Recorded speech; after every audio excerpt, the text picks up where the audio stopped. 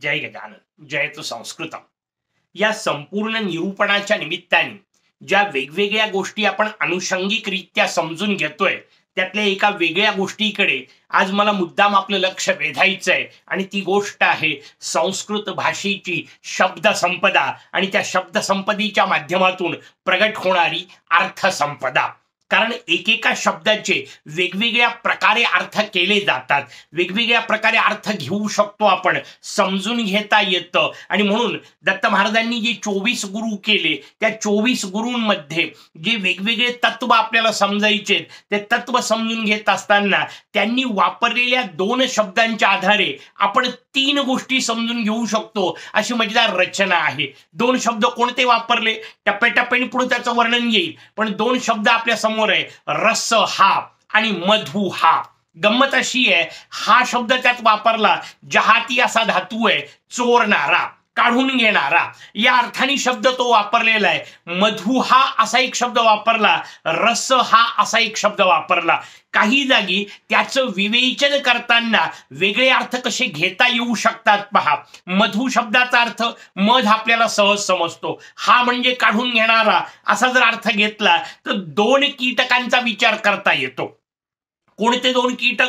एक भुंगा आहे जो मध काढून घेतो, त्याच्यामुळे त्याला गुरु म्हणून सांगितलं, हा एक विषय होतो. मध काढून घेणारा दुसरा कीटक आहे मधमाशी, तिला पण गुरु केलेलं आहे. पण गंमत पाहत या शब्दामधली रस हा या अर्थाने हे दोन्ही शब्द आपण वापरू शकतो, मधु हा या अर्थाने हे दोन्ही शब्द वापरू शकतो. पण मधु हा असा जर शब्द आपल्याला घ्यायचा असेल तर त्यातली गंमत अशी आहे की आमचे गुरु महाराज जेव्हा वर्णन याच्यावर करायचे तेव्हा तो एक तिसरा अर्थ आपल्याला सांगायचे, आम्हाला त्यांनी शिकवला आणि म्हणून आपण तोही समजून घेणार आहोत. कारण आपल्याला अगदी 24 म्हणजे 24च घेतले पाहिजे असा विषय नाही, त्या निमित्ताने स्वतः शिकायचे, त्या निमित्ताने पुढचे अर्थ समजून घ्यायचे, त्या निमित्ताने आणखीन समजून घेण्याचा प्रयत्न करायचा आहे. म्हणून आपण ते तिन्ही वेगवेगळ्या पद्धतीने समजून घेणार आहोत. मग मधु हा शब्दाचा वेगळा अर्थ काय तर मध हरण करणारा हा शब्द जीवन या अर्थाने काही माणसांना पण लावता येतो.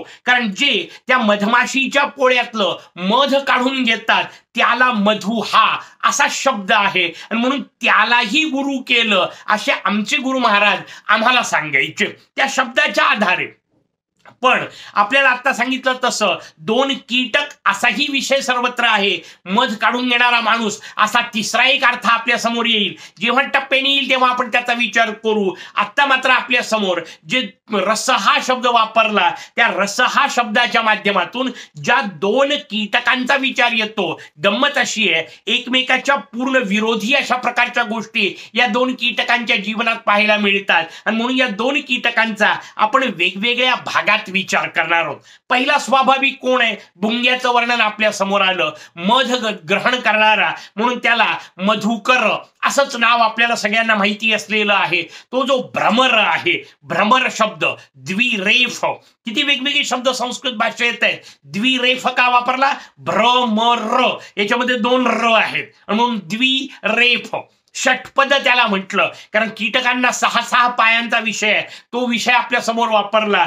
त्या पद्धतीने एक शब्द करत वेगवेगळे अर्थ त्याच्यातून जे आपल्या समोर दाखवायचे असतात त्यांना वेगवेगळ्या त्या प्राण्याच्या, पक्ष्यांच्या, कीटकांच्या ज्या प्रवृत्ती दाखवायच्या असतात त्या निमित्ताने आपण त्या समजून घेतोय. पहिला विषय स्वाभाविक आपल्या समोर येतो, भुंग्याला गुरु केलं. का गुरु केलं? 2 पद्धतीने समजून घेता येतं. जसं रसग्रहणाचा विषय त्याचा आहे तोही आपल्याला समजून घ्यायचा आहे आणि एक सूत्र आपण सुरू केलं, कोणकोणत्या प्रकारच्या तुमच्या संवेदनांचा विचार करत असताना आसक्त झाला तर कसा नष्ट होतो याचाही विचार आहे आणि भुंगा दोन्हीकडे लागू आहे. त्याच्यामुळे त्याच्याकडून या दोन्ही गोष्टी आपल्याला शिकायच्या आहेत, समजून घ्यायचं आहे. अर्थात सुरुवात करताना त्यांनी काय सांगितलं, भुंग्याकडून काय शिकलो मी? स्तोकम स्तोकम ग्रसेत ग्रासम. काही शब्द श्लोक मुळातून समजून घेण्याचा आपण प्रयत्न करू. सगळं जरी व्यापक रीतीने समजून घेणं या एका निरूपण मालिकेत शक्य नसलं तरी काही श्लोकांचा प्रयत्न करू आपण. स्तोकम स्तोकम म्हणजे थोडं थोडं घ्यायचं. स्तोकम स्तोकम ग्रसेत ग्रासम. ग्रास म्हणजे घास घ्यायचा आहे. कसा घ्यायचा? स्तोकम स्तोकम, थोडा थोडा घास घ्यायचा. ही कल्पना फार महत्वाची आहे, लक्षात घ्या. जोपर्यंत तुम्हाला, कारण शब्दच वापरले जातं प्रभूंनी, देहो वर्तेत यावतः, जोपर्यंत तुम्हाला देह आहे तोपर्यंत तुम्हाला अन्न ग्रहण करणं भाग आहे. त्याच्याशिवाय पर्यायच नाही. कारण अन्नमय कोश जर चालवायचा असेल तर तो अन्नाच्याच भरोशावर चालणार आहे. म्हणून अन्न ग्रहण करण्याला पर्याय नाही. पण ते कसं घ्यायचं याचं काही भान असलं पाहिजे की नाही. भुंग्यासारखं दत्त महाराज आपल्याला सांगतात. भुंग्याचं वैशिष्ट्य लक्षात घ्या. भुंगा वेगवेगळ्या फुलांवर उडत राहतो. पण किती मजेदार रचना आहे. तुम्ही आम्ही जर समजा त्या फुलाला हात लावला आणि ते फूल काढून घेतलं तर थोड्या वेळामध्ये ते फूल कोमेजून जातं. त्यातला रस आपण घेत नाही वाटल्यास, पण आपण फूल हात जरी लावला आणि जागेवर जरी झाडावर असलं, तोडायची गरज नाही, तरीही फूल कोमेजतं. कारण त्याला तेवढीही आपल्या हाताची उष्णता सहन होत नाही. प्रश्न महत्वाचा आहे की मग त्याच्यावर एवढा मोठा भुंगा जेव्हा बसतो तेव्हा ते फूल का नाही कोमेजत? त्याचं उत्तर, बहुतेक वेळा तर तो भुंगा त्या फुलांवर बसतच नाही. मग तो काय करतो? वरच्यावर उडत राहतो आणि ग्रहण आतला मकरंद तेवढा करतो. ती जी मकरंद घेण्याची त्याची वृत्ती आहे, त्या वृत्तीला समजून घ्यायचंय. आपण काय करतोय? आपण मकरंद घेऊ शकत नाही, कारण ती क्षमताच आपल्या जवळ नाही. मध त्यातला काढून घेणे जी मधमाशी जवळ क्षमता आहे ती आपल्या जवळ नाही. म्हणून आपण फूल घेतो. पण फूल घेतो म्हणजे काय घेतो? त्याच्या पाकळ्या गोळा करतो. आणि गंमत पा किती विचित्र आहे. त्या पाकळ्या ज्या गोळ्या केल्या जातात ना त्या सुकून जातात. पण भुंगा मात्र पाकळीला स्पर्शच करत नाही. म्हणजे काय? तर तो अपार्थिव त्यातलं स्वीकार करतो. कारण पाकळी ही पार्थिव आहे, ती सुकणार आहे. भुंग्यानी ग्रहण केल्यानंतर आपण फूल ग्रहण केलं म्हणजे घेतलं, तोडलं या अर्थाने, तर ते सुकतं. कारण आपण पार्थिव स्वीकारतो, भुंगा अपार्थिव स्वीकारतो.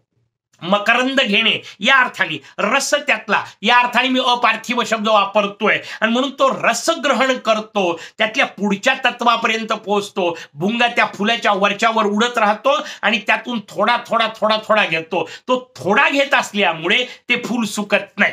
आपण पूर्ण फूल काढून घेतो म्हणून गडबड आहे. दोन मधला फरक आहे आपल्याला समजून घेता येईल. थोडं थोडं ग्रहण करायचं आणि मग त्यातून परिस्थिती काय? आपल्याला जेवढं पाहिजे तेवढं, आवश्यक असेल तेवढंच. कारण महत्वाची गोष्ट आपल्याला पुढची सांगायची आहे. दोन मधला जो फरक आहे मधमाशी आणि भुंग्यातला, तो आपल्याला नेमकेपणाने इथं समजून घ्यायचा आहे. मधमाशी त्या ग्रहण केलेल्या गोष्टीला साठवत राहते. भुंग्याचा विषय उलटा आहे. भुंगा घेतलेल्या गोष्टीला साठवायच्या भानगडीत पडत नाही. तो आवश्यक आहे तेवढं घेतो आणि पुढे आनंदाने उडत राहतो. हा जो प्रकार आहे ना तो व्यवस्थित समजून घ्यायचा आहे. पण तो घेत असताना कशा गोष्टी, दोन महत्वाचे शब्द दत्तप्रभूंनी वापरले. कसं घ्यायचं? गृह्यम घ्यायचं तर आहे, त्याच्याबद्दलचा प्रश्न नाही. अहिंसेत, अहिंसा करता, कुठल्याही प्रकारे न दुखावता. म्हणून तो जो फुलाचा भाग सांगितला की फूल दुखावत नाही, फूल सुकत नाही, त्यांनी फूल तुटत नाही, त्या फुलाला कोमेजलेपणा येत नाही. का? कारण न दुखावता घेतलेलं आहे. घ्यायचं तर आहे, घ्यावं तर लागतं. पण जी गोष्ट घ्यायची आहे ती समोरच्याकडून घेत असताना तो दुखावला नाही पाहिजे. ही कल्पना अत्यंत रम्य आहे, लक्षात घ्या. आणि अत्यंत चिंतनीय आहे. भारतीय संस्कृतीने वेगवेगळ्या पद्धतीने या गोष्टींचं चिंतन केलंय. हे न दुखावता घेणे याचं चिंतन कुठं केलंय माहितीये? राजकारणामध्ये, राजनीतीमध्ये. आणि त्यात राजाला उपदेश करताना सांगितलंय की राजा, तुला जनतेकडून कर घ्यावा लागणार आहे, त्याच्याशिवाय इलाज नाहीये. राज्य चालवायचं असेल तर संपत्ती आवश्यक आहे, जनतेकडून कर घेणं आवश्यक आहे. कसा घ्यायचा? त्याचं उत्तर भुंग्याचं उदाहरण दिलं. महाभारतामधले वर्णन आपल्याला तसे पाहायला मिळतील. चाणक्य नीती इत्यादी ग्रंथांमध्ये आपल्याला असे वर्णन पाहायला मिळतील की राजांनी कर भुंग्याप्रमाणे गोळा करावा. याचा अर्थ समोरच्या फुलाला न दुखावता जसा भुंगा ग्रहण करतो त्या मकरंदाला तसा राजाने कर वसूल केला पाहिजे. कारण तो करणं आवश्यक आहे. म्हणून आपल्याकडे फार पूर्वी अत्यंत सुंदर रीतीने एक पद्धत सांगितली होती, षष्ठांश ग्रहण. षष्ठांश ग्रहण याचा अर्थ राजांनी 6वा हिस्सा ग्रहण करायचा. किती मजेदार रचना आहे, लक्षात घ्या. किती सुंदर नियम आहे, किती सामाजिक बंधन त्यातला विषय पाळलेला आहे, किती सामाजिक दृष्टिकोन त्याच्यात आहे, लक्षात घ्या. समानतेचं वेगळ्या अर्थाने सूत्र आहे. षष्ठांश ग्रहण याचा अर्थ त्या वर्षी त्या शेतकऱ्याला किंवा उत्पादकाला जे काही उत्पादन झालं असेल त्यातला 1/6 भाग, षष्ठांश भाग ग्रहण करायचा. किती मजेदार रचना आहे. याचा अर्थ उत्पन्न जास्त आलं असेल कर जास्त, जर उत्पन्न कमी आलं तर कर कमी, उत्पन्नानुसार कर. ही रचना किती महत्वाची आहे, लक्षात घ्या. किती चिंतन त्याच्या मागचं सुंदर आहे. त्याच्यामुळे त्याच्यावर अन्याय होत नाही. आता परिस्थिती तशी नाहीये. उत्पन्न येऊ की न येऊ कर तेवढ्याला तेवढाच भरावा लागणार आहे. जास्त आलं तरी कमी उत्पन्नाच्या हिशोबात वाढणार नाही, आणि कमी उत्पन्न आलं तर घरदार विकायची वेळ त्याच्या उत्पादकावर येते. ही जी परिस्थिती आहे ना, ती भारतीय संस्कृतीची रचना नव्हती. समान एक सूत्र वापरल्या जात होतं, आणि सूत्र काय होतं? उत्पादनाचा 6वा हिस्सा. किती मजेदार रचना आहे. किती योग्य पद्धतीची रचना भारतीय संस्कृतीने केली आहे. वेगवेगळ्या पद्धतीने समजून घेता येईल. म्हणून अहिंसेत, न दुखावता घ्यायचंय, त्यातला भाग काढून घ्यायचा आहे, याच्याबद्दल प्रश्न नाही, पण समोरच्या गोष्टीचं नुकसान नाही झालं पाहिजे. आणि दुसरा हिशोब सांगितला, जसा अहिंसेत तसा अतिष्ठेत, म्हणजे कुठेही न थांबता, कुठेही न अडकता. कारण भुंगा या फुलातलं थोडं घेतलं, त्या फुलातलं थोडं घेतलं, कुठल्याही फुलात अडकत नाही, थांबत नाही, चालला जातो पुढे. आणि त्याच्यातून पुढचा शब्द दत्तप्रभूंनी आपल्याला सांगितला, कसा? वृत्तीम माधुकरी. किती मजेदार शब्द वापरलाय. ते मुनींकरता बोलतायत, कारण शेवटी सांगायचं आध्यात्मिक आहे. साधकानी, मुनीनी, उपासकानी कसं राहावं ते सांगताना त्यांनी मुनी शब्द वापरला. पण त्या मुनींनी काय करावं? माधुकरी वृत्ती घ्यावी. किती मजेदार शब्द आहे, लक्षात घ्या. हा शब्द आपल्याला पूर्वीच्या काळात आपल्या संस्कृतीत स्वभाव म्हणून वापरला जात होता. कोणाला? विद्यार्थी जे होते, जे अध्ययन करणारे विद्यार्थी वेगवेगळ्या गुरुकुलांमध्ये राहत होते, त्यांना स्वयंपाक इत्यादी करण्यात वेळ नाही घालवायचा. त्यांनी गोष्टी जमा करत बसा, त्या सगळ्याचा सांभाळ करा, त्यातून पुढे अन्नपदार्थ तयार करा, यात वेळ नाही गेला पाहिजे. त्यांचा पूर्ण वेळ अभ्यास, एका अभ्यास या गोष्टीत त्यांना लावता आला पाहिजे. म्हणून त्यांच्या खाण्यापिण्याची जबाबदारी ही समाजातल्या गृहस्थाश्रमींवर होती. 2 वेगवेगळे आश्रम जे असे आहेत, इकडे एक बाजूला ब्रह्मचारी आश्रम म्हणजे विद्यार्थी, दुसऱ्या बाजूला संन्यासी. या दोघांनीही स्वयंपाक करण्याची पद्धत नव्हती. यांनी काय करायचं? यांनी भिक्षाटन करायचं.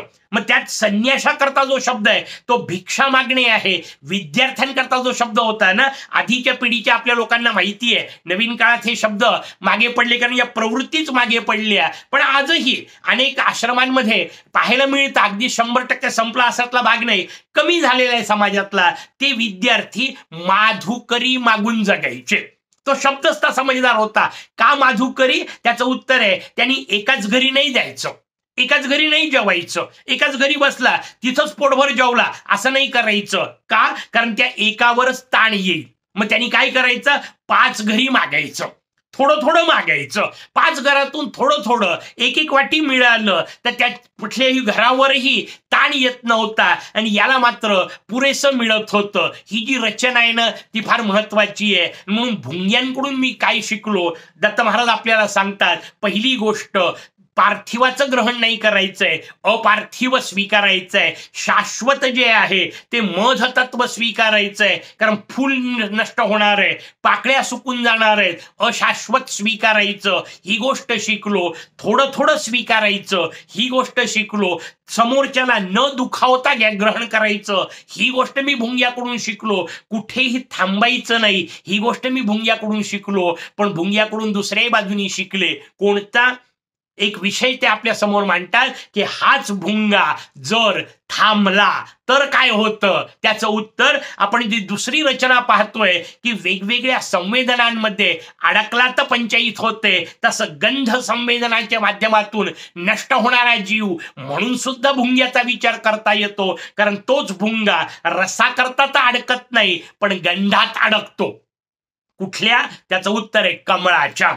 संध्याकाळी जेव्हा कमळात जाऊन बसतो, मस्त सुगंध असतो, तो म्हणतो बरं आहे, कशाला उडायचं. वास्तविक त्याच्यामध्ये क्षमता इतकी आहे की लाकडाला इकडून बसला तर तिकडून बाहेर पडू शकेल, पूर्ण लाकूड पोखरून टाकेल, एवढी ताकद असलेला, पण तो त्या कमळाला पोखरत नाही. का? कारण त्या कमळाच्या गंधामध्ये तो आसक्त होतो. आणि मग नंतर आपल्याला सगळ्यांना अन्योक्ती ऐकून माहिती असते, रात्र जाईल, सकाळ उगवेलच, रात्री गमिष्यते भविष्यते सो प्रभातम. भ्रमरान्योक्ती आपल्या संस्कृत साहित्यात सांगितली. तसं सकाळ होईल, सकाळी हे कमळ उमलेलंच, मग उडू, काय गडबड आहे, म्हणून बसून राहतो, आसक्त होतो, अडकतो आणि मग मारल्या जातो. कारण सकाळी कोणीतरी हत्तीचा एखादा कळप येतो, तो हत्तींचा कळप, त्यातलं कमळ उपटतो, पायाखाली ठेवतो, त्याच्यावर पाय देतो, हा आतल्या आत मेलेला असतो. बाहेर पडायची क्षमता असून सुद्धा न सुटणे. का? कारण गंधापायी अडकतो. तोही विषय आपल्या समोर